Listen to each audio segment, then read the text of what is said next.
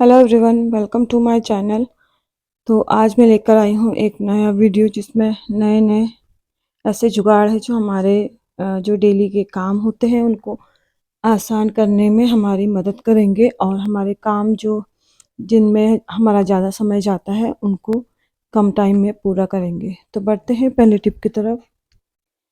तो पहला टिप है, जैसे मेकअप करना हर किसी लेडीज़ को पसंद होता है और काफ़ी सारे इसके प्रोडक्ट, काफ़ी सारे टूल ऐसे होते हैं जो मेकअप के लिए यूज़ होते हैं। तो उन्हीं में से एक ब्रश भी है और ब्रश के भी अलग-अलग टाइप होते हैं, अलग-अलग हर मेकअप के लिए अलग-अलग ब्रश होता है।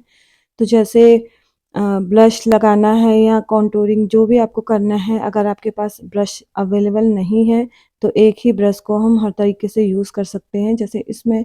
मेरे पास ये ब्रश है, इसमें मैंने जो हेयर पिन होती है उसको ऐसे फिक्स कर दिया है। अभी आप ब्लश लगाइए या कॉन्टूरिंग करने के लिए भी ये ब्रश आपको हेल्प करेगा। अगला है, जैसे चाय के साथ बिस्किट खाना हर किसी को पसंद है और बिस्किट खाना सभी को अच्छा भी लगता है। और कई बार होता है कि हम लोग जब बिस्किट लेके आते हैं, पैकेट अगर एक बार खुल जाए तो सारे बिस्किट फिर ऐसे सूखे-सूखे से हो जाते हैं और उनका क्रंच बिल्कुल ख़त्म हो जाता है और सौगी-सौगी से हो जाते हैं, क्योंकि खुला पैकेट रहता है तो उसमें ना नमी बन जाती है, तो बिल्कुल भी खाने में टेस्ट नहीं आता, बिल्कुल मज़ा नहीं आता और पैसा तो वेस्ट होता ही है। तो हम क्या करेंगे, जैसे एक खाली बॉक्स ले लेंगे, उसमें थोड़े चावल के दाने डाल के बिस्किट को ऐसे डाल देंगे। इससे जो नमी होगी वो बिस्किट नहीं पकड़ेगा। नमक का रोल हमारे लाइफ में बहुत ज़्यादा इम्पोर्टेंट है, क्योंकि खाना जो भी हम बनाते हैं नमक के बिना कोई स्वाद नहीं होता, बिल्कुल फीका होता है। और नमक को हमें कैसे स्टोर करना है, क्योंकि कई बार नमक बरसातों में नमक में डलिया बन जाती हैं या ख़राब सा होने लगता है। तो इसके लिए हम करेंगे, जैसे हमारे घर में बिस्किट आते हैं, बिस्किट को हम नमक के बीचों बीच ऐसे डाल देंगे, तो इससे होगा ये कि जो नमक होता है एकदम से नमी नहीं पकड़ेगा। आप इस डब्बे को कैसे भी रखें और बिल्कुल ना इसमें डलियाँ बनेंगी और ना ही बिल्कुल पानी-पानी सा होगा, नमक एकदम फ्रेश बना अगला टिप रहेगा इस है, तरह जैसे से। मैंने लिया हुआ है, 1 कटोरी में 2 चम्मच नमक है और नमक के ऊपर मैं डालूँगी थोड़ा-सा पेस्ट, बस थोड़ा-सा पेस्ट डालूँगी। और पेस्ट डालने के लिए आप चाहें तो आपके पास अगर विनेगर है तो आप उसका यूज़ कर सकते हैं। मेरे पास ख़त्म हो गया था तो थोड़ा-सा कागज़ी नींबू मैं इसमें डाल दूँगी। बस थोड़ा-सा इसमें डाल देना है और इसको अच्छे से मिक्स कर देना है जब तक कि ये थोड़ा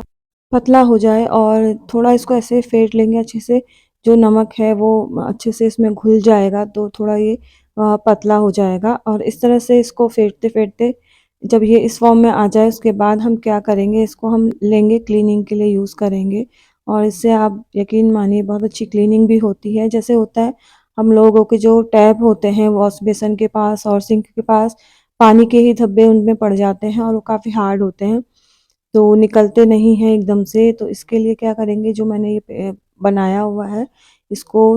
नलके में अच्छे से फैला लेंगे और अच्छे से इसको जो स्क्रब की मदद से, ज़्यादा तेज़ नहीं रगड़ना है, हल्के-हल्के हाथों से इसको ऐसे फैला लेना है या रगड़ लेना है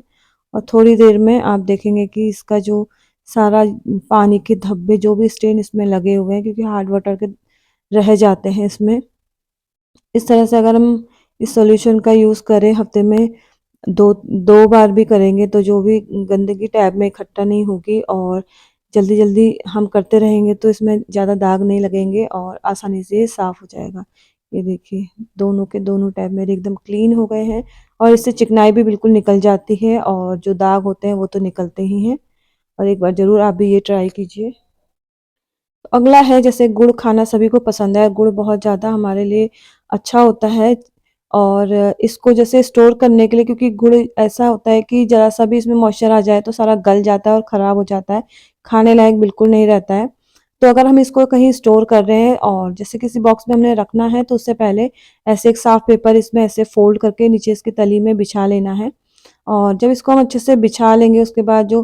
गुड़ हमारा है, गुड़ को हम इसमें अच्छे से भर लेंगे और जितना भी गुड़ है इसमें आएगा उसको अच्छे से इसमें डाल के और उसके बाद इसको हम ढक्कन लगा देंगे, तो आप देखेंगे इसमें बिल्कुल भी मॉइस्चर नहीं बनेगा और गुड़ काफ़ी लंबे टाइम तक ऐसा का ऐसा ही सूखा-सूखा सा रहेगा, बिल्कुल इसमें मॉइस्चर नहीं पकड़ेगा और इस तरह से रखने में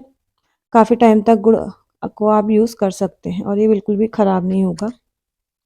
हमारे घर में ऐसे बहुत सारे टूल होते हैं जिसे हम अपने नेल्स वगैरह काटते हैं या हम अपनी क्लीनिंग करते हैं तो हमारा फ़र्ज़ बनता है कि हम उन चीज़ों को भी क्लीन रखें जो हमें क्लीन करने में हमारी हेल्प करता है। जैसे नेल कटर से नेल वगैरह काटते हैं, कई बार जो होता है जो नेल्स की गंदगी होती है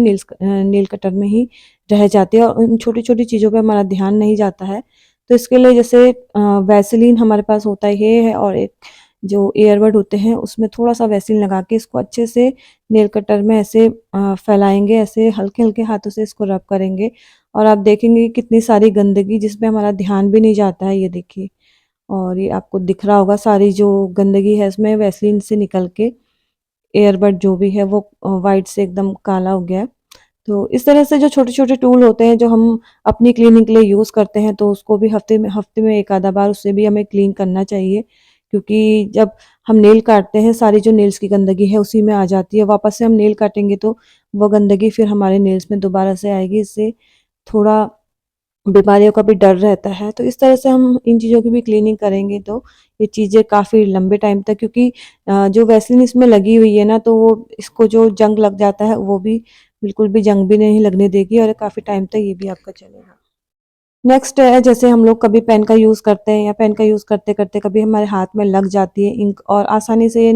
इसके जो दाग हैं निकलते नहीं हैं। और इसके लिए क्या करेंगे कि पेस्ट जो होता है व्हाइट पेस्ट उसको हम लगा लेंगे थोड़ा-सा अपने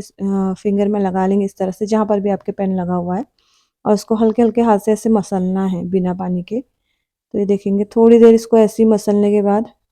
जो इसमें जो इंक का दाग है वो पूरी तरह से रिमूव हो जाएगा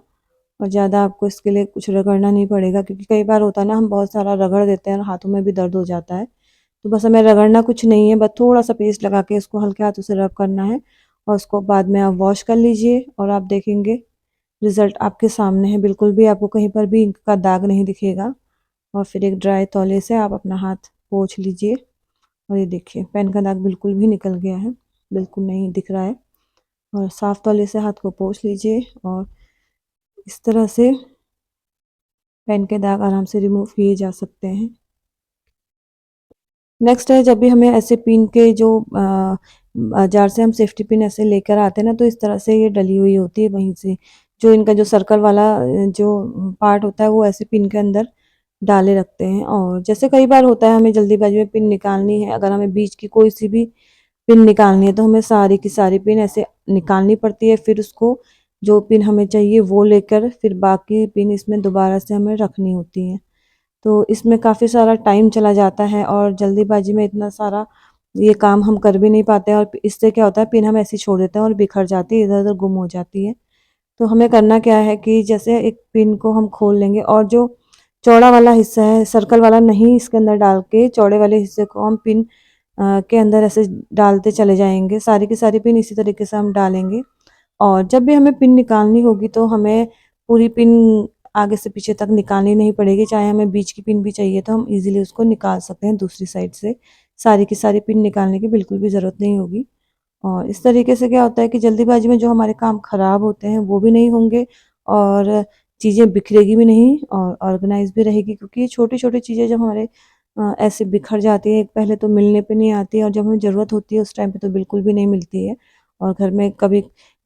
कहीं चीज़ें पड़ी हुई रहती हैं, वो बिल्कुल भी अच्छा नहीं लगता है। तो ये था आज का मेरा छोटा-सा वीडियो। अगर वीडियो पसंद आए तो प्लीज़ चैनल को लाइक, शेयर, सब्सक्राइब कीजिए, प्यारा-सा कमेंट कीजिए और इन टिप्स को आप भी फ़ॉलो कीजिए। उम्मीद करती हूँ कि इसमें से कुछ ना कुछ टिप्स आपको पता होंगी या कुछ ना कुछ आपको पसंद आएगी और कुछ ना कुछ आप इसमें से यूज़ भी करोगे क्योंकि इनसे हमारे काफ़ी काम आसान हो जाते हैं और मैं तो इन टिप्स को यूज़ करती ही हूँ। तो चलिए मिलते हैं नेक्स्ट वीडियो में, तब तक के लिए बाय बाय, टेक केयर।